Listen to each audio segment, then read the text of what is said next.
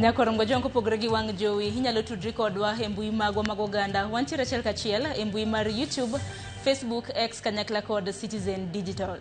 Machiegni bedo koro nyaka giko mar weche manyien mago mag ang'ichwelo. Nyinga Sharon Ong'ao antiere ka kod Wilson Ochuka makonyo e loko wach machiegni. Yoweri Museveni oyier kendo e telo mar 7 kaka jatend piny Uganda. Loch mar Museveni biro e seche ma jatend kweth maketo sirikal no tesre e pinyno mano Robert Kagulanyi mong'ere kaka Bobi Wine ma bende ne nitiere e ng'wela rokom tend piny Uganda kwedo duoko mag yiero kowacho ni yierogo ok otim e yor ler. Jose Duor gi ler mathoth. Gikone to duol mochung'ne yiero e piny Uganda olando Yoweri Museveni kaka jaloch e ng'welaro komten pinyno e yiero maduong' manobagi tarik 15 dweni. Museveni ma jahigni 81 bete komten piny Uganda e tielo mar 7 bang' yudo atamalo 71.66 mar ombulu kiluwe kod Robert Chagulanyi kata Bobi Wine moyudo atamalo 24.72 mar kwan ombulu milion 11 mane oluti. Candidate Yoweri to Haburwa Museveni, having obtained the highest number of votes in the election and the votes cast in his favor being more than 50% of the valid votes cast at the election, the Commission hereby declares the elected president declares candidate Yoweri to Haburwa Museveni Koloso e tipo mane oketo e mbui mare, jatend kweth maketo sirikal tesre Bobi Wine okwedo duoko mag yiero kowacho ni yierogo ok otim e yo malong'o.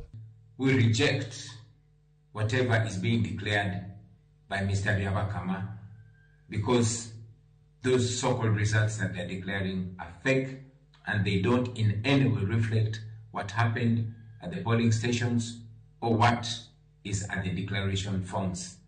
Therefore, those results, the so-called results, are fake.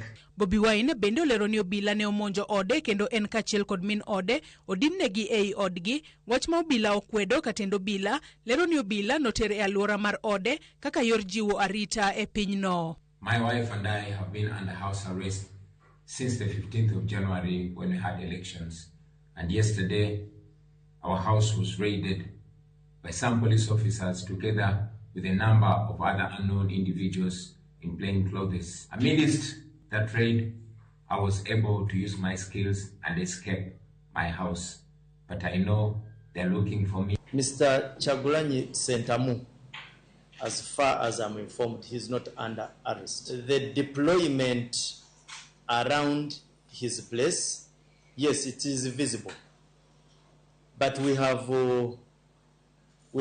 deployed in all areas where our intelligence estimates give us a point to such areas as areas of interest. Obila bende oyango ni tulo ne obedo e pinyno otieno ma piny orugodo kawuono ka nitiere jogo ma obila omako kendo nitiere joma owito ngimagi.